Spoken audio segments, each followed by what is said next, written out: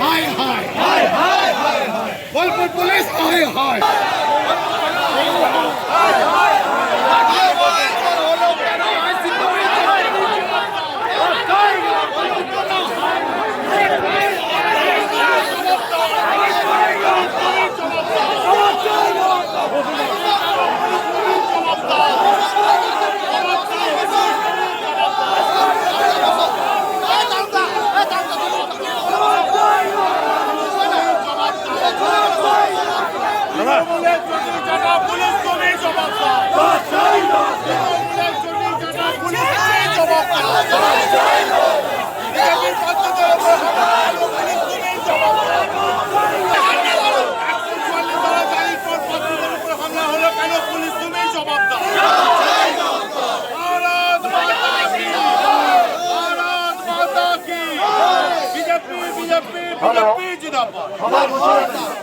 বসে যাবেন।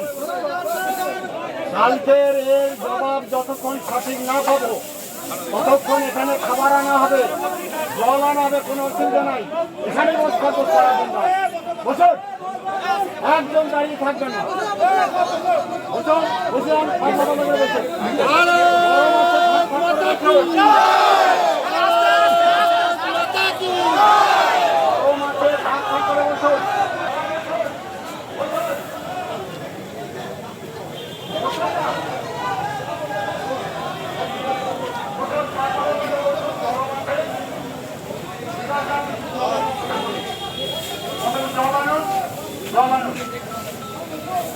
জল পাবেন, দুটো জল আছে।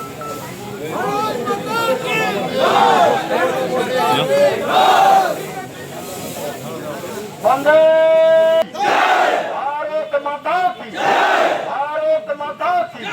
বিজেপি জিন্দাবাদ, বিজেপি বিজেপি বিজেপি জিন্দাবাদ। মানবো না, আপনারা জানেন যে আমাদের এখানে 23 এপ্রিল নির্বাচন সমাধান হয়েছে। এখন কাউন্টিংয়ের প্রসেসিং চলছে। বোলপুরে কলেজে আমাদের স্ট্রং রুম হয়েছে। এমনিতেই নির্বাচন কমিশনের নিয়ম অনুযায়ী প্রত্যেক দল তাদের সেখানে প্রতিনিধি রাখতে পারে, এই নিয়মও বলা হয়েছে। মাননীয় আরও সাহেব, ডিএম সাহেব এখানে এসে সেই নিয়ম প্রত্যেক পুলিশ প্রশাসনকে বলা হয়েছে। তারপরে কালকে যখন দেখলাম উভয় দলের ছেলেরা আছে, হঠাৎ করে দেখলাম কলেজের সামনে তৃণমূল একটি টেন্ট খাটিয়ে প্রায় 100 জন মতো লোককে রেখেছে এবং মন্ত্রী চন্দ্রনাথ বাবু তিনিও সঙ্গে ছিলেন।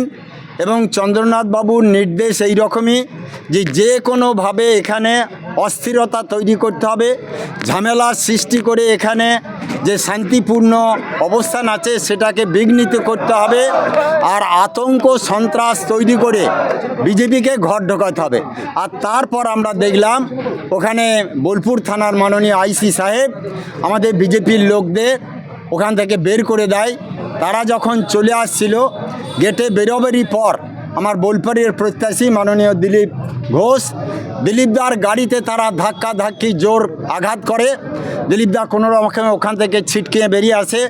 পরে আমাদের নানুরের প্রার্থী খোকন দাস সে যখন গাড়ি নিয়ে তাদের কথা মতো, পুলিশের কথা মতো যখন ফিরে আসছে চিত্রা মোড়ের কাছে, তার গাড়ি আটকিয়ে ধরে গাড়ি ভাঙচুর করা হয়, তাকে মারধর করা হয় এবং কয়েকজন মানবিক পুলিশ তাকে হসপিটালে চিকিৎসা করায়। কিন্তু আমি বলবো নির্বাচন কমিশনার নির্বাচনের সমস্ত আইন কানুন নিয়ম নীতি নির্ধারণ করেছেন। কিছু কিছু পুলিশ অফিসার সেই নিয়ম অক্ষরে অক্ষরে পালন করছেন, আর কিছু কিছু তৃণমূলের চটিচাটা পুলিশ তারা সেই নিয়মকে বৃদ্ধাঙ্গুলি দেখিয়ে তারা নিজের মতো কাজ করার চেষ্টা করছে। আর তারপরে আমাদের কালকে প্রার্থীর গাড়ি ভাঙচুর হয়েছে, সে মার খেয়েছে এবং ওখানে ওই যেখানে আমাদের সেক্টর বা স্ট্রং রুম করা হয়েছে সেখানে দেখলাম তৃণমূলের তাণ্ডব চলছে। আইসির কে হয়? তৃণমূলের নেতারা। তার কি কোনো সম্বন্ধে হয় না কোনো ভাই হয়? নির্বাচনে পর্যুদস্ত, বিপর্যস্ত, সন্ত্রস্ত, আতঙ্কিত তৃণমূলীরা আতঙ্ক তৈরি করতে চাইছে পুলিশকে সঙ্গে নিয়ে। আর কালকে আমি একজন ক্যান্ডিডেট হিসাবে যখন আমি ভিতরে পরিদর্শন করে বেরিয়ে আসি, তখন বোলপুর হাই স্কুলের মোড়ে, আর সেখানে 50-60 জন জয় বাংলা, বাংলাদেশের, ভারতীয় নয়, বাংলাদেশিরা জয় বাংলা স্লোগান দিচ্ছিল। তো আমি আস্তে আস্তে পেরিয়ে যাচ্ছিলাম, তারপরে দেখলাম গাড়িতে আমার থাপ্পড় মারলো, তখন আমি গাড়ি থেকে বেরিয়ে আসতে বাধ্য হলাম।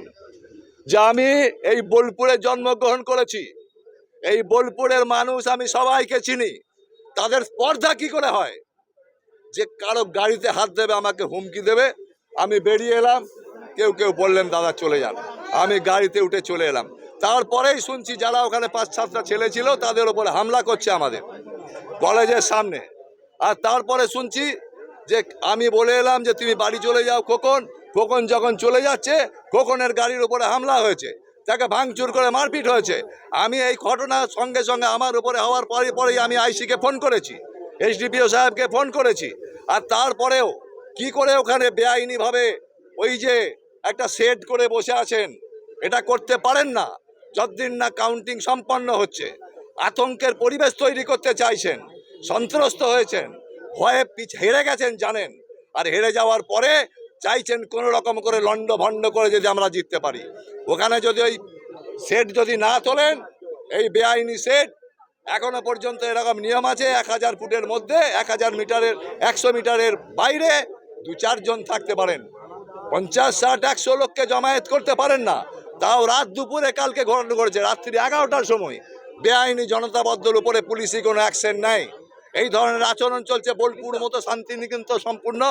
বোলপুর শান্তিনিকেতন কবিগুরুর রবীন্দ্রনাথের শান্তি নিকেতন রয়েছে, তার সংলগ্ন শহরে অশান্তির বাতাবরণ তৈরিতে আমরা প্রশাসনিক ইন্ধন দেখতে পাচ্ছি, প্রশাসনিক ইন্ধন।